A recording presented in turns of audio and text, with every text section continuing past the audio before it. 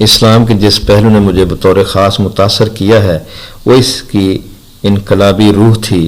البتہ عصر حاضر کے پیچیدہ مسائل کو اسلام کی روشنی میں دیکھنے اور اسلامی انقلاب کے طریقہ کار کو سمجھنے کے لیے اخوان المسلمون کے شیخ امام حسن البنا، سید مودودی اور سید قطب کی بعض کتابوں سے رہنمائی حاصل کی۔ ان کتابوں نے بتایا کہ مشرق وسطی اور پاکستان میں اسلامی انقلاب کا قافلہ کن مرحلوں سے گزر رہا ہے اور انقلاب کے اس قافلے نے اپنے لیے کون سا راستہ چنا ہے۔ السلام علیکم ورحمۃ اللہ وبرکاتہ۔ بسم اللہ الرحمن الرحیم۔ اللہم صلی علی محمد وعلی آل محمد۔ ہم مسلمان کیوں ہوئے، اس سلسلے کی آج کی شخصیت کا تعارف لے کر آپ کی خدمت میں حاضر ہوں۔ آج کی شخصیت کا نام یوسف مظفر الدین ہے، تعلق ان کا امریکہ سے ہے۔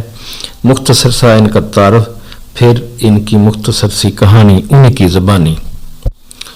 یوسف مظفر الدین شمالی امریکہ کی اسلامک پارٹی کے بانی و چیئرمین ہے، جس کی بنیاد 1971 عیسوی میں رکھی گئی۔ وہ پولیٹیکل سائنس کے استاد رہے ہیں اور پیشے کے اعتبار سے پبلشر ہیں۔ اسلامک پارٹی صحیح العقیدہ امریکی مسلمانوں کی سب سے بڑی، سب سے فعال اور سرگرم جماعت ہے اور سیاست، مذہب، تعلیم اور رفاہ عامہ کے معاملے میں قابل قدر خدمات انجام دے رہی ہے۔ یوسف مظفر الدین نے 17 سال کی عمر میں اسلام قبول کیا تھا۔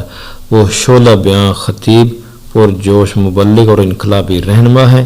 مطالعے کے بے پناہ شوقین ہیں اور اب تک صرف اسلامی معیشت پر 500 منتخب کتابیں پڑھ چکے ہیں۔ ان کا مشورہ ہے کہ اگر لوگ اسلام کی انقلابی روح کو پوری طرح سمجھنا چاہتے ہیں تو انہیں سید مودودی کی تفسیر تفہیم القرآن، سید قطب کی تفسیر فی ظلال القرآن کا بیک وقت مطالعہ کرنا چاہیے۔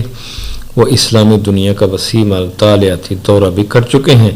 اکتوبر 1977 عیسوی میں یوسف مظفر الدین اپنے خاندان کے ہمراہ پاکستان کا دورہ کیا۔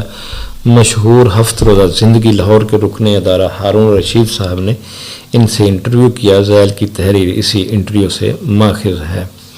میرا تعلق امریکہ میں آباد ایک افریقی خاندان سے ہے جس نے صدیوں پہلے مسیحیت قبول کر لی تھی۔ میرے والد اور والدہ دونوں مشنری تھے اور مذہب سے گہری وابستگی رکھتے تھے۔ میں خود بھی خدا کے وجود اور محض انسانیت کی فلاح پر اعتقاد رکھتا تھا۔ اس لحاظ سے شروع ہی سے ایک مذہبی آدمی تھا، لیکن سیاسی ذوق بھی رکھتا تھا۔ چنانچہ 9 عمری ہی میں میں نے افریقیوں کی تحریک کی آزادی میں حصہ لینا شروع کر دیا۔ یہیں سے اس خلش کا آغاز ہوا جو بالآخر مجھے اسلام کے دامن میں لے گئی۔ مسیحی مذہب بائبل کی ہدایت کے مطابق مجھے سیاست میں حصہ لینے سے روکتا تھا کہ وہ محض عبادت اور خدا سے تعلق کا نام ہے۔ میرے سامنے 2 راستے تھے: سچا عیسائی بن کر ہمیشہ کے لیے سیاست کو خیر آباد کہہ دیتا یا قوم پرست بن کر مذہب سے ناتا توڑ لیتا۔ آج تک لاکھوں کروڑوں انسان ان 2 میں سے ایک کا انتخاب کر چکے ہیں یا اس تضاد کو کسی نہ کسی طرح نبھاتے چلے آ رہے ہیں، لیکن میرے لیے ایسا کرنا ناممکن تھا۔ میں تضادات کو ساتھ لے کر نہیں چل سکتا۔ میں نے دوسرے مذاہب اور کمیونزم کا مطالعہ شروع کیا۔ کمیونزم کے سلسلے میں تو مجھے وہی پہلی دقت درپیش ہوئی کہ وہ میرے روحانی تقاضوں کا کوئی جواب نہیں دیتا۔ اسلام کا مطالعہ کیا تو راستے روشن ہونے لگے، الجھی ہوئی ایک ایک گرہ سلجھنے لگی۔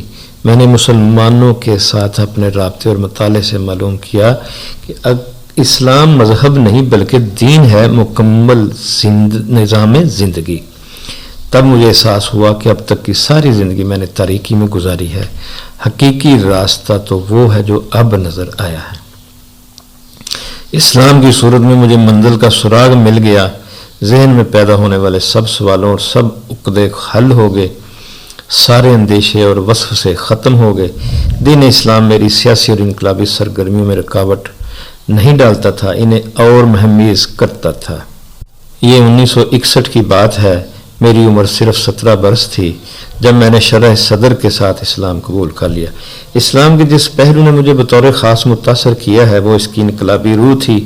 البتہ عصر حاضر کے پیچیدہ مسائل کو اسلام کی روشنی میں دیکھنے اور اسلامی انقلاب کے طریقہ کار کو سمجھنے کے لیے اخوان المسلمون کے شیخ امام حسن البنا، سید مودودی اور سید قطب کی بعض کتابوں سے رہنمائی حاصل کی۔ ان کتابوں نے بتایا مشرق وسطی اور پاکستان میں اسلامی انقلاب کا قافلہ کن مرحلوں سے گزر رہا ہے اور انقلاب کے اس قافلے نے اپنے لیے کون سا راستہ چنا ہے؟ تب امریکہ میں میرے لیے کانٹوں کا بستر بن گیا. میرے ارد گرد ایک ایسا ماحول پھیلا ہوا تھا جو یکا یک اجنبی ہو گیا تھا. بالآخر میں نے بوریا بستر باندھا اور 1967 میں سعودی عرب آ گیا، جہاں مدینۃ النبی کی دینی یونیورسٹی میں داخلہ لے لیا اور حجاز کے نامور اساتذہ سے دین کا فہم حاصل کرنے کی کوشش کا آغاز کر دیا. یہاں کچھ عرصہ قیام کیا اور واپس امریکہ چلا گیا، جہاں میں اہل اسلام کو منظم کرنے میں مصروف ہوں. الحمدللہ آج کی شخصیت کا تعارف مکمل ہوا. یوسف مظفر الدین. انشاءاللہ پھر کسی دوسری شخصیت کا تعارف لے کر آپ کی خدمت میں حاضر ہوں گا. اللہ حافظ. تب تک کے لیے اجازت. اللہ آپ کا حامی و ناصر ہو.